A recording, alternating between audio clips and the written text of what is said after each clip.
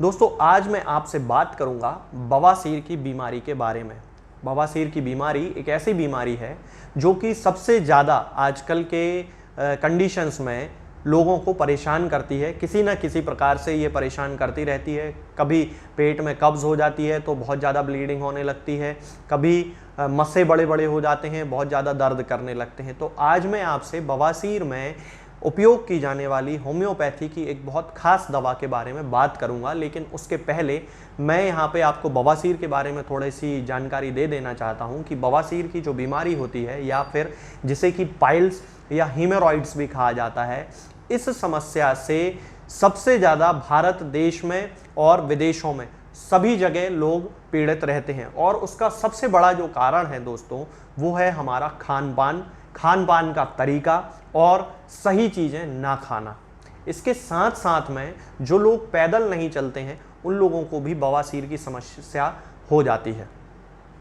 खास तौर से ये देखा जाता है कि जो लोग रात में बहुत ज़्यादा खाना खाते हैं, शाम को 7 बजे के बाद खाना खाते हैं, पानी कम पीते हैं, या दूसरे शब्दों में कहें कि जिन लोगों को कब्ज़ की शिकायत रहती है उन्हीं लोगों में सबसे ज़्यादा पाइल्स के या बवासीर के जो केसेस हैं वो देखे जाते हैं। अब जो बवासीर होता है ये खास तौर से 2 तरह का होता है। एक तो बादी बवासीर होता है जिसमें कि खून नहीं निकलता, और दूसरा खूनी बवासीर होता है जिसमें से शिराएं फट जाती हैं और उनके फटने के कारण वहाँ पे घाव बन जाता है और वहाँ से ब्लीडिंग होने लगती है। तो ये 2 तरह के बवासीर सामान्यतः लोगों में पाए जाते हैं, और दोनों ही जो बीमारियां हैं वो बहुत ही ज़्यादा पेनफुल कंडीशंस वाली होती हैं, क्योंकि बवासीर के कारण पेशेंट्स को बहुत ज़्यादा दर्द होता है।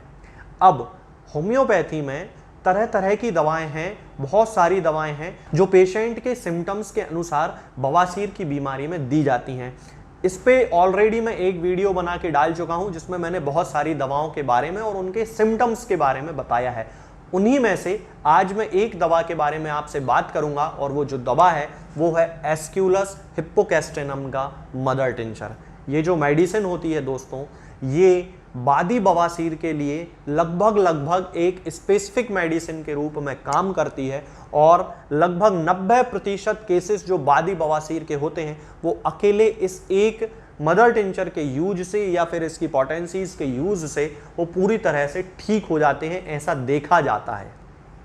इसके साथ में उसके जितने भी सिम्टम्स हैं, बादी बवासीर के कारण जो भी सिम्टम्स हैं, कमर में दर्द हो रहा है, पेट में कोई तकलीफ हो रही है, और जितने भी सिम्टम्स हैं वो इस मेडिसिन के यूज़ करने से पूरी तरह से ठीक हो जाते हैं। तो आज मैं इसी के सिम्टम्स के बारे में आपको बताऊंगा कि एस्क्यूलस का जो पेशेंट होता है वो किस तरह से होता है और उसको किन किन सिम्टम्स के आधार पे हम एस्क्यूलस मेडिसिन के रूप में उसकी दे सकते हैं। तो चलिए दोस्तों शुरू करते हैं। सबसे पहले मैं आपको बता देता हूं कि जैसा कि मैंने थोड़ी देर पहले भी बताया था कि एस्क्यूलस का उपयोग जो है वो खास तौर से बादी बवासीर के लिए किया जाता है, यानी कि वो बवासीर जिसमें कि पेशेंट को ब्लड नहीं आता है, केवल मस्से हो जाते हैं, और वो जो मस्से होते हैं वो बड़े बड़े मस्से होते हैं और उनमें बहुत ज़्यादा दर्द होता है, चुभन होती है, चुभन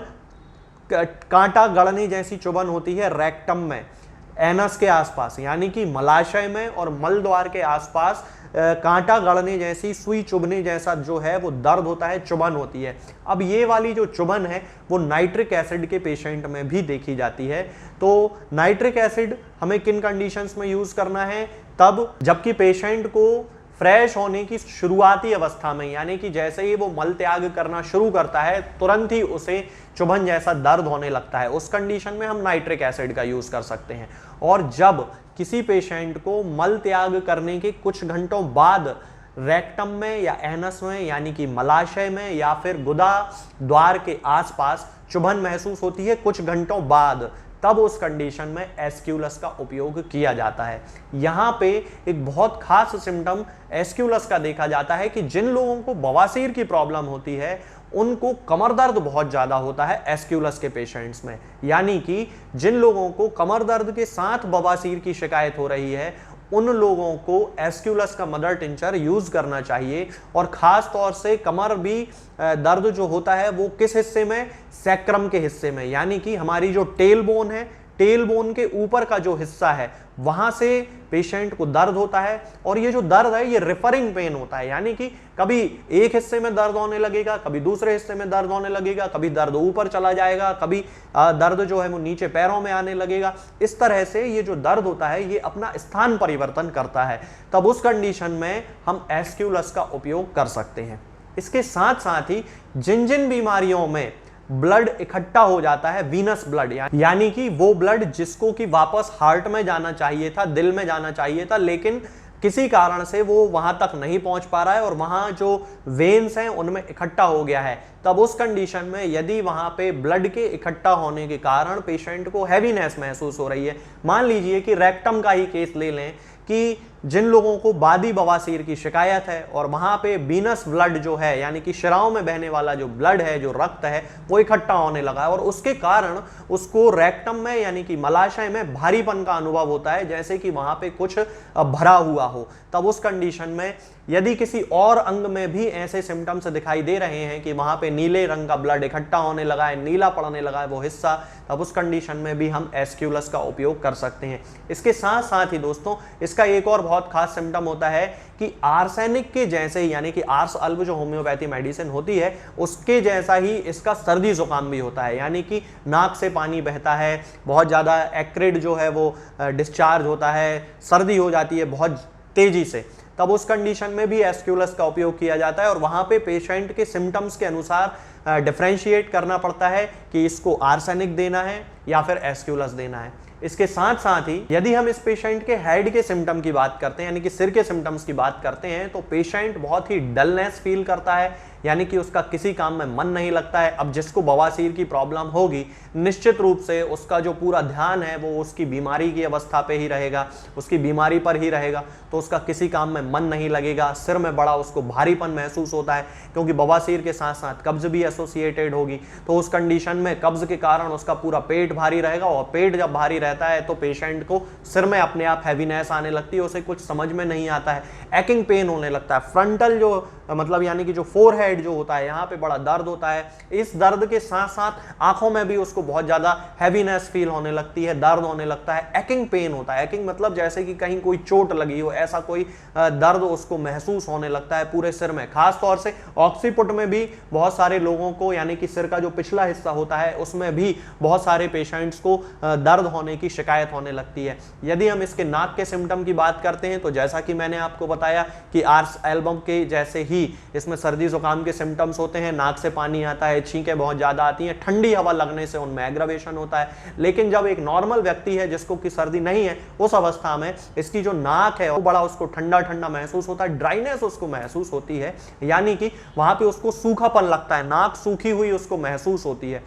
यदि हम इसके गले के सिम्टम की बात करें तो जैसा कि मैंने आपको बताया था कि वीनस स्टेसिस की प्रॉब्लम जहां पे होती है, यानी कि खून इकट्ठा जो हो जाता है वेन्स में, उस कंडीशन में यदि ये सिम्टम गले में देखा जा रहा है, मान लीजिए किसी को फेरेंजाइटिस हो गया है या फिर किसी को टॉन्सिलाइटिस हो गया है और वहां पे जो वेन्स हैं उनमें ब्लड इकट्ठा होने लगा, एनगोर्जमेंट होने लगा है, गले में उसको चुभन जैसी महसूस हो रही है, जैसी कि रेक्टम में चुभन महसूस होती है वैसे ही यदि गले में वीनस स्टेसिस हो रही है तो गले में भी उसको चुभन महसूस होगी। ये मैं फेरेंजाइटिस की बात कर रहा हूं। तब उस कंडीशन में हम एस्क्यूलस का उपयोग कर सकते हैं। यदि हम इसके मेल जेनाइटल्स की बात करते हैं तो जिन लोगों को बवासीर के साथ साथ प्रोस्टेटिक फ्लूइड के सीक्रेशन की शिकायत होती है, यानी कि जब वो लैट्रिन करते हैं, स्टूल पास आउट करते हैं, तब उस कंडीशन में उनके पेनिस से एक चिपचिपा पदार्थ निकलता है, तब उस कंडीशन में भी एस्क्यूलस का उपयोग बड़ी ही सफलता के साथ किया जाता है और खास तौर से तब जबकि वहां पे कमर दर्द भी पेशेंट को हो रहा हो। और इसके साथ साथ यदि हम फीमेल जेनाइटल सिम्टम्स की बात करते हैं